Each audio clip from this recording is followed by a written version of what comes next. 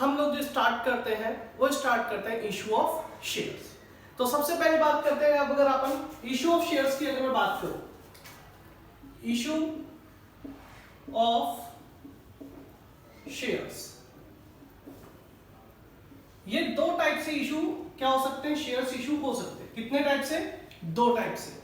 Number one अगर मैं बात करूं तो आता है issue of shares in cash, और नंबर टू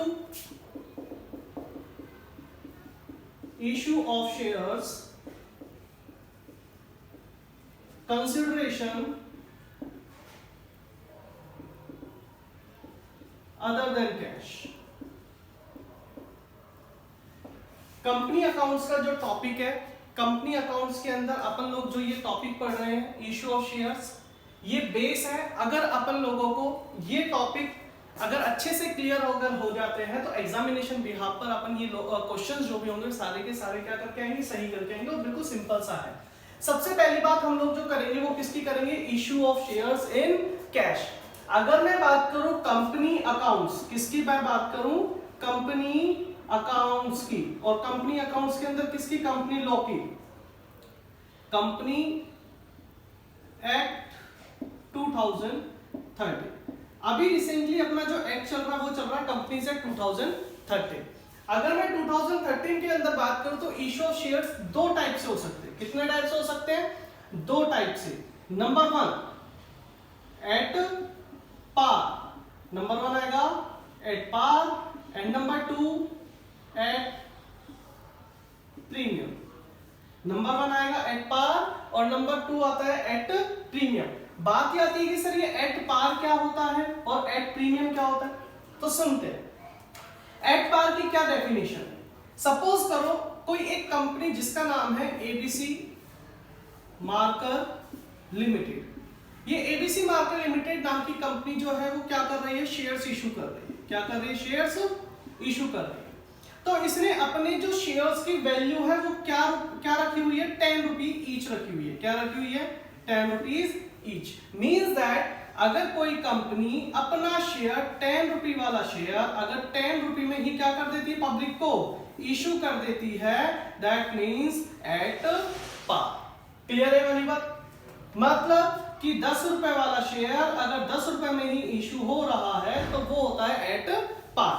अगर मैं बात करूं नंबर टू एट प्रीमियम की, तो एट प्रीमियम क्या होगा, 10 रुपी वाला शेयर है जिसपे 2 rupees as a premium charge किया जा रहा है।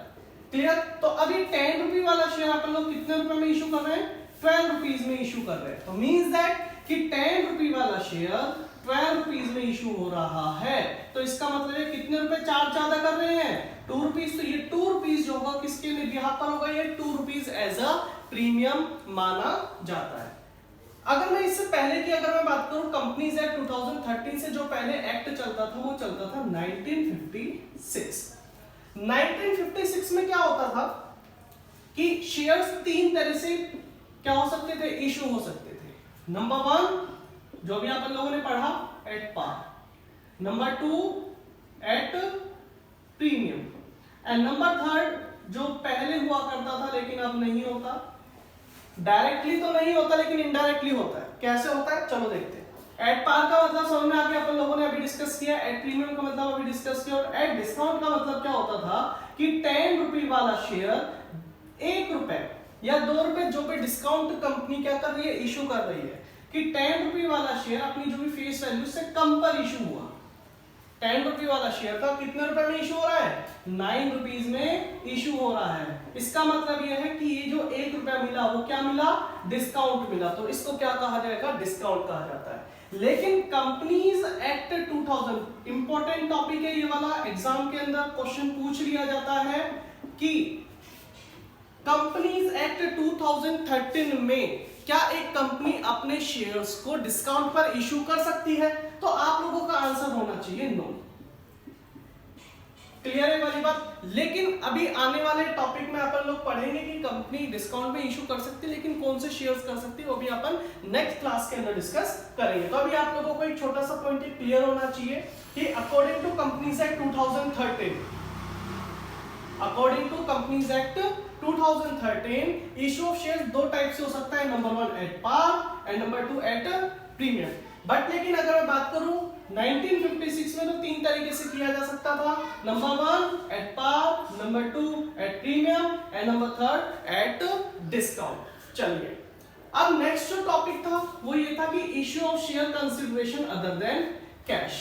अगर मैं इसकी बात करूं तो देखो अपने नाम से ही पता लग रहा है, जैसा इसका नाम है वैसा इसका काम है। कैसे? Issue of shares for consideration other than cash. इसके लिए मैं आपको छोटी सी स्टोरी सुनाता हूं, बहुत ही सिंपल टॉपिक है, एग्जामिनेशन बिहाफ पर इसमें 3 मार्क्स का क्वेश्चन पूछा जाता है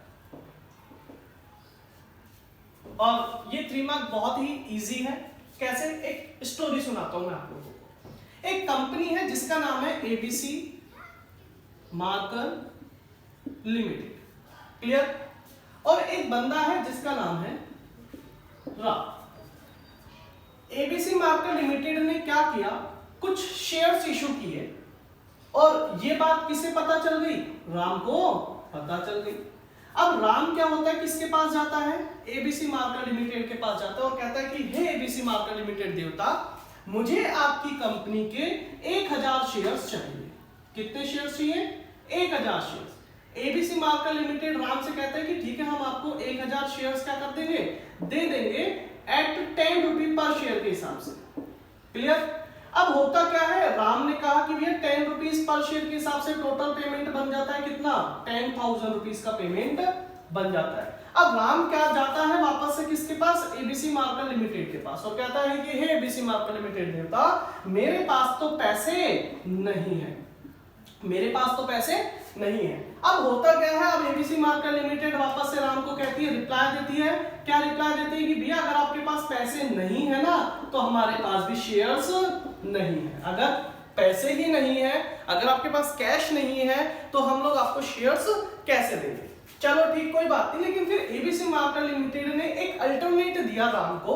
राम से कहा कि चलो एक काम करते हैं भैया, अगर आपके पास पैसा नहीं है कोई बात नहीं, पैसा नहीं है तो कोई बात नहीं, आप एक काम करो, आपके पास कोई भी असेट्स, आपके पास कोई भी या तो असेट्स हो या फिर आपको कोई भी रनिंग बिजनेस हो, क्या हो? आपका कोई भी रनिंग बिजनेस जो आप कर रहे हो अपना काम, तो वो आप मुझे दे दो, तो उसकी वैल्यू के बराबर मैं आपको क्या दे दूंगा? शेयर्स दे दूंगा।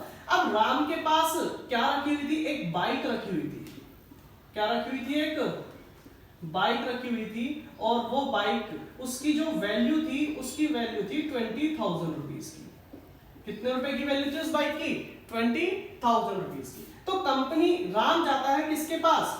एबीसी मार्कर लिमिटेड के पास और एबीसी मार्कर लिमिटेड से कहता है कि हे एबीसी मार्कर लिमिटेड देवता, मेरे पास जो बाइक रखी हुई है उसकी आज की वैल्यू 20,000 रुपए है।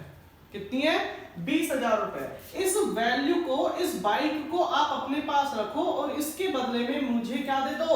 आप अपनी कंपनी के शेयर्स दे दीजिए। तो कंपनी क्या करेगी? ये बाइक तो अपने पास एक्वायर्ड कर लेती है और राम को कितने शेयर्स दे देगी? 1000 शेयर्स दे देती है। अब एक सबसे अच्छी बात ये आती है कि राम के पास क्या आ गए? 1000 शेयर्स आ गए। एबीसी मार्कर लिमिटेड ने कैश लिया क्या राम से? नहीं लिया। तो पॉइंट क्लियर हो जाता है कि issue of shares for consideration other than cash. Line ही ये कह रही है कि बिना कैश के, अगर आपके पास कैश नहीं है, अगर आपके पास उसके इक्विवेलेंट अगर कोई असेट्स है तो वो असेट्स आप क्या कर दो? कंपनी को दे दो। कंपनी उसके बदले में आपको क्या दे देगी? शेयर्स दे देती है।